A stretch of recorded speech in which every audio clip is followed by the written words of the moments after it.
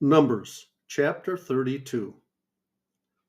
The Reubenites and Gadites, who had very large herds and flocks, saw that the lands of Jazer and Gilead were suitable for livestock. So they came to Moses and Eleazar the priest and to the leaders of the community and said, Ataroth, Dibon, Jazer, Nimrah, Heshbon, Elealeh, Sebam, Nebo, and Beon, the land the Lord subdued before the people of Israel, are suitable for livestock, and your servants have livestock. If we have found favor in your eyes, they said, let this land be given to your servants as our possession. Do not make us cross the Jordan. Moses said to the Gadites and Reubenites, should your fellow Israelites go to war while you sit here?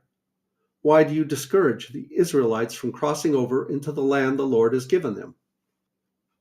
This is what your fathers did when I sent them from Kadesh Barnea to look over the land. After they went up to the valley of Eshcol and viewed the land, they discouraged the Israelites from entering the land the Lord had given them. The Lord's anger was aroused that day, and he swore this oath. Because they have not followed me wholeheartedly, not one of those who were 20 years old or more when they came up out of Egypt will see the land I promised on oath to Abraham, Isaac, and Jacob.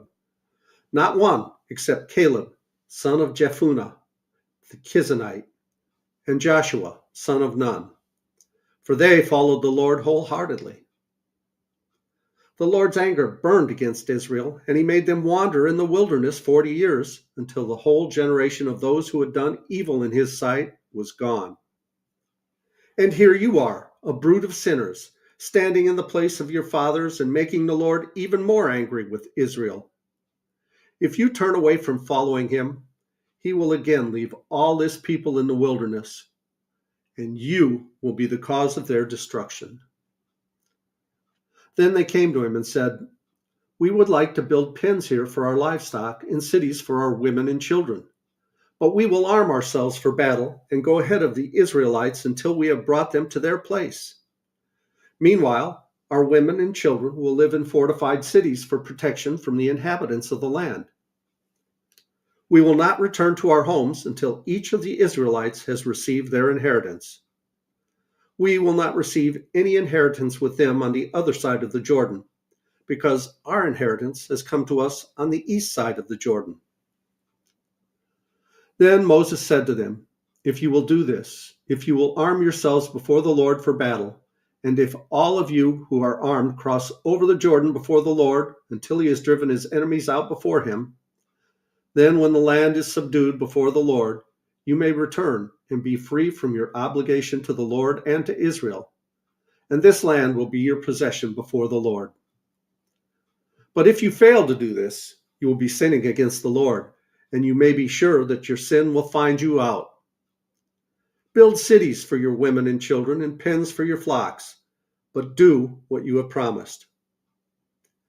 The Gadites and Reubenites said to Moses, we, your servants, will do as our Lord commands. Our children and wives, our flocks and herds, will remain here in the cities of Gilead. But your servants, every man who is armed for battle, will cross over to fight before the Lord, just as our Lord says. Then Moses gave orders about them to Eleazar the priest and Joshua son of Nun, and to the family heads of the Israelite tribes. He said to them, if the Gadites and Reubenites, every man armed for battle, crosses over the Jordan with you before the Lord, then when the land is subdued before you, you must give them the land of Gilead as their possession. But if they do not cross over with you armed, they must accept their possession with you in Canaan. The Gadites and Reubenites answered, your servants will do what the Lord has said. We will cross over before the Lord into Canaan armed, but the property we inherit will be on this side of the Jordan.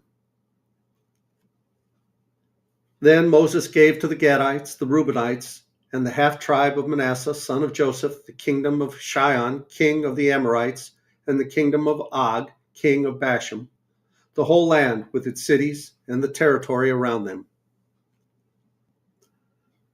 The Gadites built up Dibon, Adaroth, Aor, Artara Shapham, Jazer, Jog-behah, Beth Nimrah, and Beth Haran as fortified cities, and built pens for their flocks. And the Reubenites rebuilt Heshbon, Elealeh, and Kiriathaim, as well as Nebo, Baal-meon. These names were changed, and Sibmah. They gave names to the cities they rebuilt. The descendants of Machir, son of Manasseh, went to Gilead, captured it, and drove out the Amorites who were there. So Moses gave Gilead to the Machirites, the descendants of Manasseh, and they settled there. Jair, a descendant of Manasseh, captured their settlements and called them Havoth-jair. And Nobah captured Kenath and its surrounding settlements and called it Nobah after himself.